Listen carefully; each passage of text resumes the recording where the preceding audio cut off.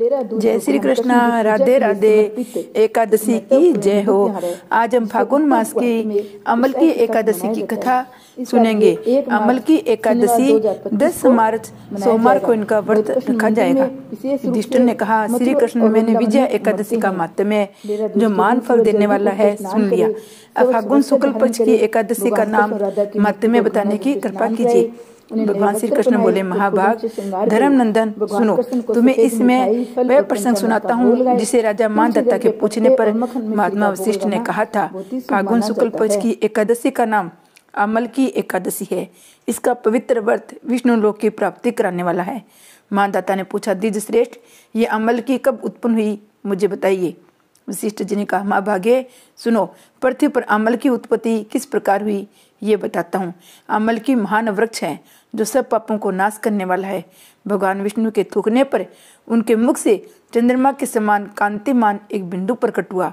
वह बिंदु पृथ्वी पर गिरा। उसी से अमल की आंवले का महान वृक्ष उत्पन्न हुआ।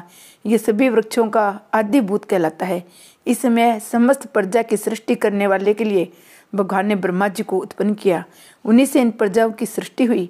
देवता, दानव, गंधर्व, यक्ष, राक्षस, नाग तथा निर्मल अंतकरण वाले महर्षियों को ब्रह्मा जी ने जन्म दिया। उनमें से देवता ऋषि उस स्थान पर आए जहाँ विष्णु प्रिय अमल के वृक्ष था। महाभागे उसे देखकर देवताओं को बड़ा विस्मय हुआ। वे एक दूसरे पर दृष्टिपात करते हुए उत्कंठा पूर्वक उस वृक्ष की ओर देखने लगे।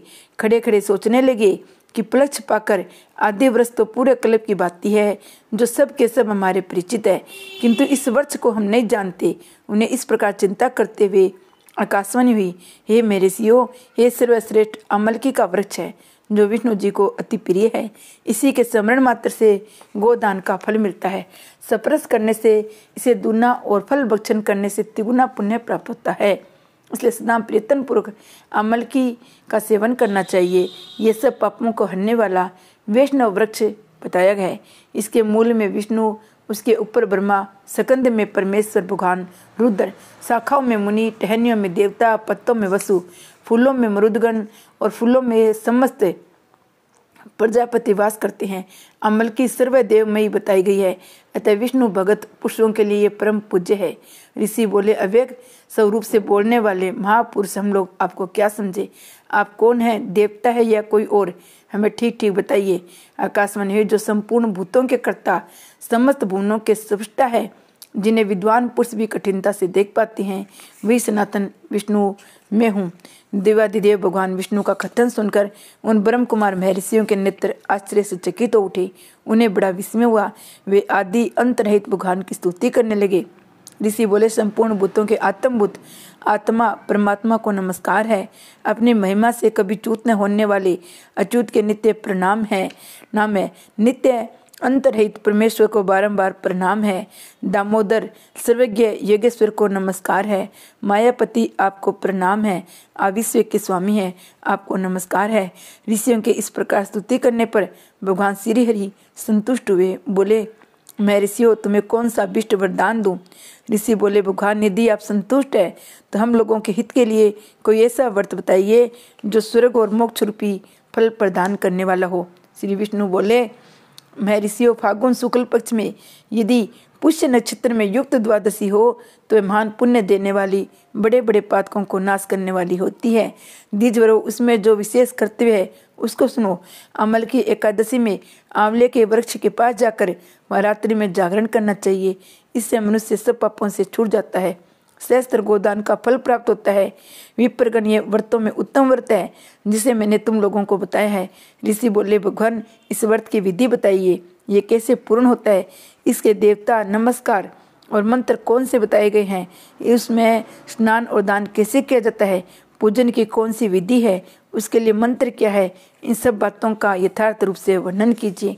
भगवान विष्णु ने कहा, दिव्यजोरो, इस व्रत की जो उत्तम विधि है उसको श्रवण करो। एकादशी को प्रातःकाल दंत धावन करके ये संकल्प करे, हे पुंडरीकाक्ष, हे अच्युत, मैं एकादशी को निराहार रहकर दूसरे दिन भोजन करूँगा। आप मुझे शरण में रखें। ऐसा नियम लेने के बाद पतित, चोर, पाखंडी, दुराचारी, मर्यादा भंग करने वाले गुरु पत्नीगामी मनुष्यों में वार्तालाप न करे।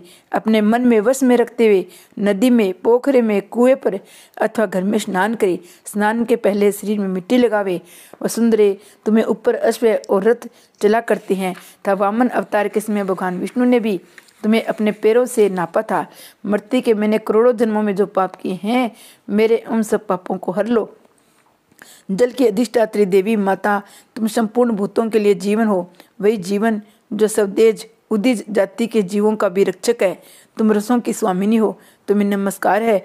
आज मैं संपूर्ण तीर्थों, कुंडों, झरनों, नदियों और देवों संबंधी सरोवर में स्नान कर चुका हूँ। मेरा ये स्नान उक्त सभी स्नानों को फल देने वाला है। विद्वान पुरुषों को चाहिए वे परशुराम जी की सोने की प्रतिमा बनाए। प्रतिमा अपनी शक्ति और धन के अनुसार एक या आधे मास से श्रवण की होनी चाहिए। स्नान के पश्चात घर आकर पूजा आरोहण करे। उसके बाद सब प्रकार की सामग्री लेकर आंवले के वृक्ष के पास जाए। वहाँ वृक्ष के चारों ओर की जमीन झाड़ बुहाड़ लीप पोत कर श्रवण करे। शुद्ध की हुई भूमि में मंत्र पाठ पूर्वक जल से भरे हुए नवीन कलश की स्थापना करे। कलश में पंचरत्न, दिव्य गंध आदि छोड़ दे। सफेद चंदन से उसको चर्चित करे। कंठ में फूल की माला पहने। ये सब प्रकार की धूप की सुगंध फैलाए। जलते हुए दीपकों को श्रेणी सजा कर रखे। तात्पर्य सब ओर से सुंदर एवं मनोहर दृश्य से उपस्थित करे। पूजा के लिए नवीन छाता, जूता, वस्त्र भी मंगा कर रखे। कलश के ऊपर एक पात्र रखकर उसे दिव्य खिलों से भर दे। फिर उसके ऊपर श्रवण में परशुराम जी की स्थापना करे। विश्व काय कहकर उनके चरणों में विश्व रूपिणी नमो से दोनों घुटनों की, उंगराय नमः जांघों की, दामोदराय नमः से कटी भाग की, पदनाभय नमः से उदर की, श्रीवस्धारणी नमः से वस्तल की, चकनी नमः से बाएं बाएं की, गदिनी नमः से दाहिनी बाएं की, बेकुंठाय नमः से कंठ की, यगमुखाय नमः से मुख की, विशोक निधे नमः से नासिका की, वासुदेवाय नमः से नेत्रों की, वामनाय नमः से ललाट की, सर्वतमनाय नमः से संपूर्ण अंगों की, मस्तक की पूजा करे। ये पूजा के मंत्र है। तदनंतर भक्ति युक्त चित्त से शुद्ध फल के द्वारा देवादिदेव परशुराम जी की प्रार्थना करे और अर्ध्य मंत्र उच्चारण करे। देव देवेश्वर जमदग्नि निधिनी श्री विष्णु स्वरूप परशुराम जी, आपको नमस्कार है। नमस्कार है। आंवले के फल के साथ दिया हुआ ये मेरा अर्ध्य स्वीकार करे। तदनंतर भक्ति उचित से जागरण करे। नृत्य, संगीत, वाद, धार्मिक उपाख्यान, श्री विष्णु संबंधी कथा, वार्ता आदि के द्वारा रात्रि व्यतीत करे। उसके बाद भगवान विष्णु के नाम लेकर आंवल के वृक्ष की परिक्रमा 108 या 28 बार करे। फिर सवेरा होने पर श्री हरि की आरती करे। ब्राह्मण की पूजा करके वहाँ से सब सामग्री उसे निवेदन कर दे। परशुराम जी को कलश, 2 वस्त्र, जूता आदि सभी वस्तुएं दान कर दे। ये भावना करे परशुराम जी के स्वरूप में भगवान विष्णु मुझ पर प्रसन्न हो। तत्पश्चात आंवल की का स्पर्श करके उसकी प्रदक्षिणा करे। स्नान करने के बाद विधि पूर्वक ब्राह्मणों को भोजन कराए। तदनंतर कुटुंबियों के साथ बैठकर समय में भोजन करे। ऐसा करने से जो पुण्य होता है वह सब बतलाया हूँ। सुनो, संपूर्ण तीर्थों के सेवन से जो पुण्य प्राप्त होता है, सब प्रकार के दान देने से जो फल मिलता है, वह सब उपयुक्त विधि के पालन से सुलभ होता है। समस्त युगों की अपेक्षा भी अधिक फल मिलता है, इसमें तनिक भी संदेह नहीं है। ये वर्ष व्रतों में उत्तम है, जिसका मैंने तुमसे पूरा वर्णन किया है। वशिष्ठ जी कहते हैं, महाराज, इतना कहकर देवेश्वर भगवान विष्णु वह अंतर्ध्यान हो गए।